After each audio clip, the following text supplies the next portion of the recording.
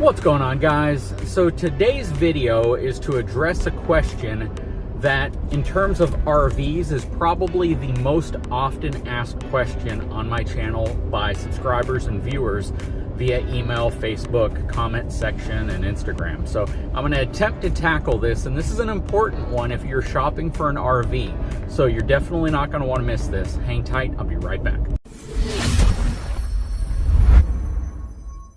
All right, so one of the most common questions I get asked related to RVs is questions about floor plans. What unit should somebody get for a specific situation?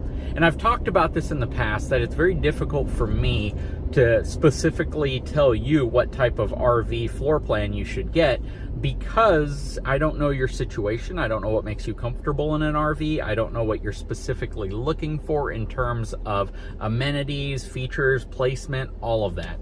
However, when it comes to researching and trying to find out what type of floor plans may exist, your best bet before you make your checklist of things that you must have in terms of rooms and space is to visit the manufacturer's websites and just get an idea of what type of floor plans exist. Whether it's a bunkhouse for a family or a bunkhouse for an office, whether you need a toy hauler because you plan on carrying a toy with you, whether you're looking for a king-size bed or a queen-size bed, or maybe you're looking for a 2-bedroom, 2-bathroom, or a 2-bathroom unit in general. You need to have a good understanding of the floor plans that currently exist in the market before you make your wish list on what you must have in an RV. Because if you start your shopping process by making a wish list before you even know what manufacturers can produce and how they produce them, you may find that the specific floor plan you're looking for may not exist.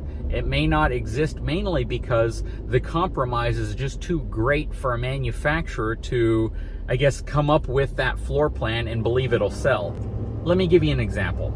So recently I had a viewer who is looking for a mid-bunk style fifth wheel, but with a toy hauler garage in a bathroom and a half floor plan.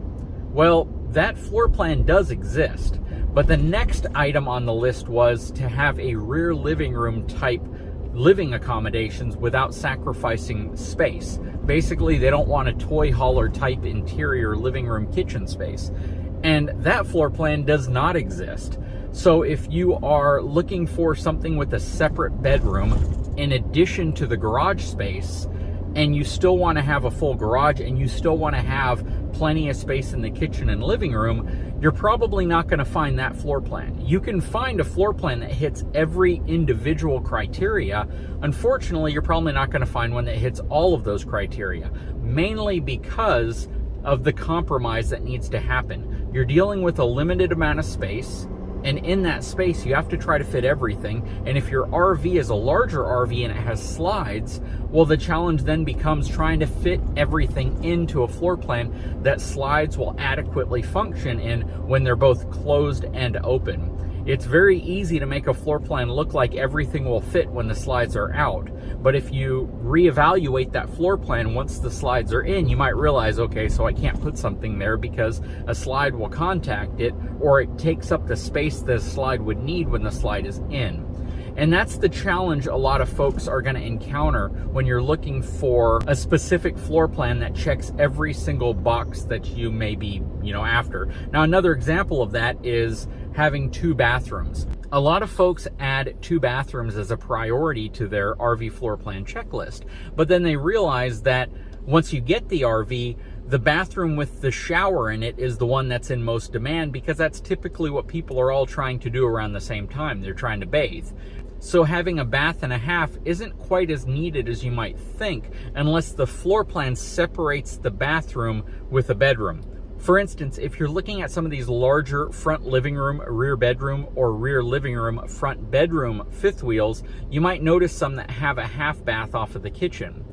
That's important because typically the bathroom for the master bedroom is placed after the master bedroom, which means you have to go through the bedroom to get to the bathroom. And if you have guests over, it might not be convenient for you to have them go through the bedroom to get to the bathroom. But there's a lot of floor plans out there that have a bathroom that's kind of perfectly positioned between the kitchen and the bedroom right in the middle. Or if it's a bunkhouse, it's positioned in a way that you can get to it.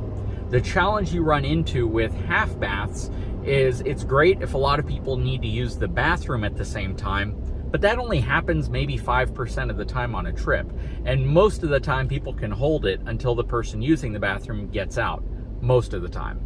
Otherwise, there's typically accommodations at the RV park that you might be at to use a bathroom that's there. Now, I get the need for a half bathroom and I get the need for having a secondary full bathroom, but just think of the space that you must sacrifice to have that work out properly. In larger floor plans, it can be something that's kind of easy to integrate in as long as you're willing to give up a little bit of space. But when you have a large enough floor plan, if you don't have a mid-bunk, having a secondary bathroom, whether it's a half bath or a full bath, isn't that difficult. The challenge you run into is having that Goldilocks floor plan. For a lot of folks, it's having a mid-bunk or an office type space, having a garage or a large enough storage space, and then having plenty of room in your living room and kitchen space. Or just take the garage off. If you look at our Brookstone, which is roughly 42 feet long, we have a sizable mid-bunk. If we were to try to integrate a half bath into that floor plan, a few models have done that. There's a model, I believe, from KZ, and there's a model from Heartland in the Milestone that have put a half bath kind of tucked in there.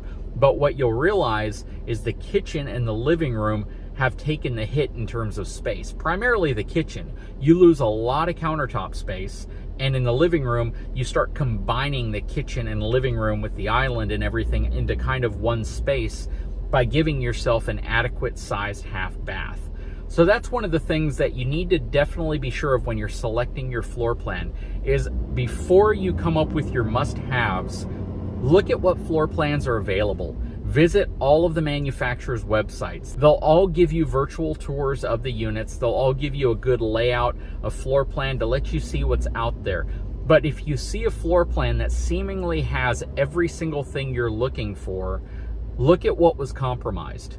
Look at the kitchen, look at the living room, look at the bedroom. A good example of that would be the Chaparral that we had, the 360 IBL. Really nice, it had a lot of the things we were looking for, but it was only available with a queen size bed, and the mid bunk was kind of small. So to kind of summarize everything, if you're gonna be shopping for a new RV, what I always recommend to do is come up with maybe some of the amenities you may be looking for, have that list ready, have a list of the amount of sleeping space that you might need, how many folks will be sleeping in it, depending on how many kids you have, how old they are, you know, what type of accommodations you want them to each have.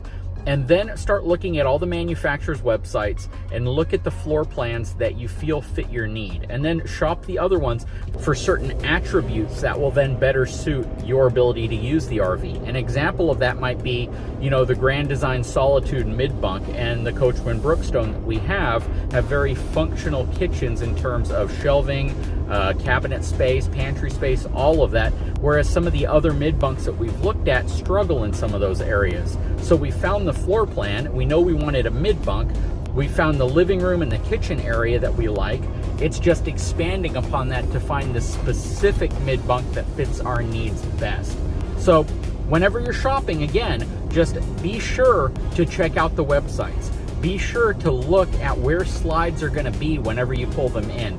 Be sure to look at the space that's currently available and understand that the perfect floor plan for you may not exist. And if it does exist, where did they compromise to make that happen? Because the last thing you want is to find an RV that you think is perfect just to find out that you've driven a long way to go take a look at it, and because you got the half bath you're looking for, because you got the bunk space you're looking for, because you got, you know, the perfect living room, well, did they take it out of the kitchen? Did they take it out of the bedroom? Find out where the compromise existed on that floor plan if you think it's near perfect, and see if you can live with that compromise. Anyways, guys, I sure hope you've enjoyed this video. If you haven't had a chance, please take a moment, subscribe to my channel, give me a thumbs up, and we will be back to talk to you again very, very soon.